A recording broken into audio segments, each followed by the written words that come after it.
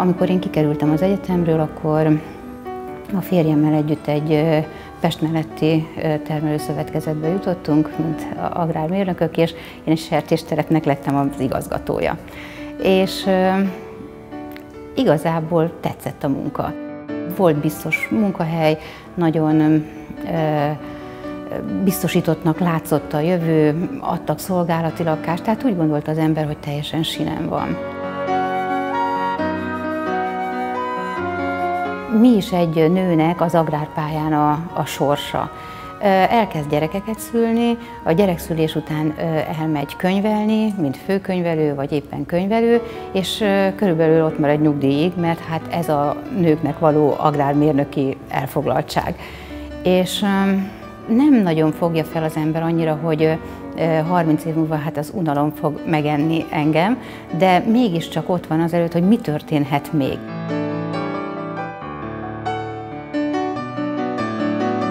Egy olyan családban nőttem fel, ahol anyukám tanító volt, apukám fizikai munkás, és maga ez a tanítóság, ez úgy körülvette az életemet. Mindig úgy gondoltam, hogy olyan nagyon jó dolog tanítani.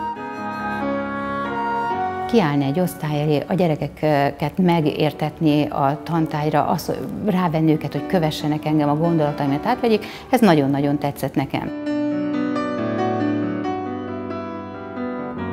Amikor az én gyerekeim megszülettek, akkor volt egy olyan pillanat, amikor egy ismerős igazgató kérdezte, hogy nem szeretnék-e ebbe az iskolába menni, ahol én most tanítok.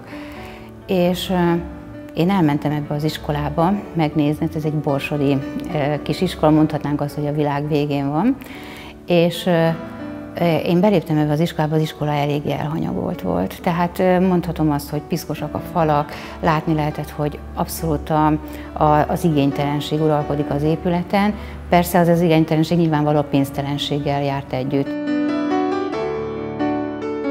Megláttam a tornatermet, na az volt az a pillanat, amikor azt mondtam, hogy igen, én ide akarok jönni.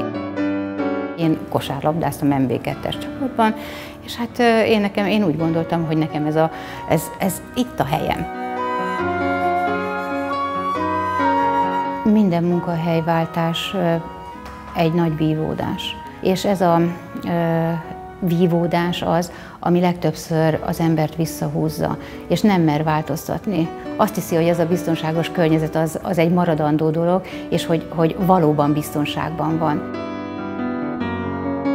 Hogyha az ember nem mer változtatni, akkor elkeseretheti az életét. És ez az elkeserkés az, ami utána olyan szokássá válik az embernek, hogy az egész életére rányomja a bélyegét, és a kérdés az, hogy a kihívásnak mere az ember eleget tenni.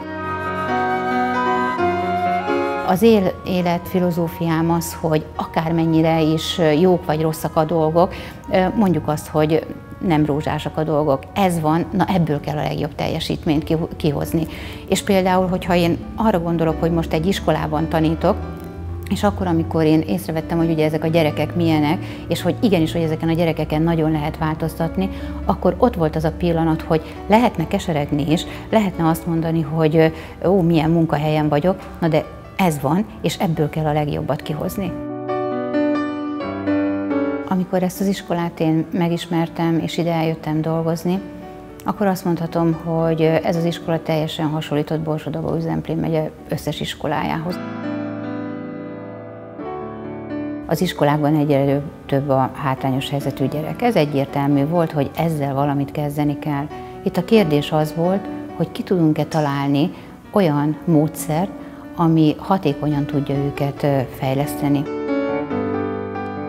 Olyan gondolkodásra és tanítjuk meg a gyerekeket, ami például a logikai táblajáték versenyeken nagyon szép eredményt hoz az iskolának, sőt, talán még az országnak is. Tavaly egy roma kisfiú képviselte Magyarországot Varsóban a Dáma Európa-bajnokságon, és most ebben az évben pedig Tallinnban egy 9 éves kislány. És ugye senki nem gondolja, hogy ide születnek ebbe az iskolába az ország okos gyerekei. Ez nyilvánvaló, hogy a módszereknek köszönhető, a hozzáállásnak. Ha azt mondjuk, hogy az országos kompetenciamérési eredményünk eléri a budapesti átlagot, vagy olykor még matematikából meghaladja, ez mindenféleképpen eredmény. Ha valaki ma azt kérdezni, hogy én mit tartok legnagyobb szakmai sikernek, akkor szakmai sikeremnek én, mint intézményvezető azt tartom, hogy egy pedagógus közösséget tudtam úgy formálni, hogy a lehető legjobb teljesítményt mutassa. Ha magamat nézem, akkor azt mondhatom, hogy van egy olyan elégedettségem, amit biztos, hogy egy másik munkahelyen nem értem volna el.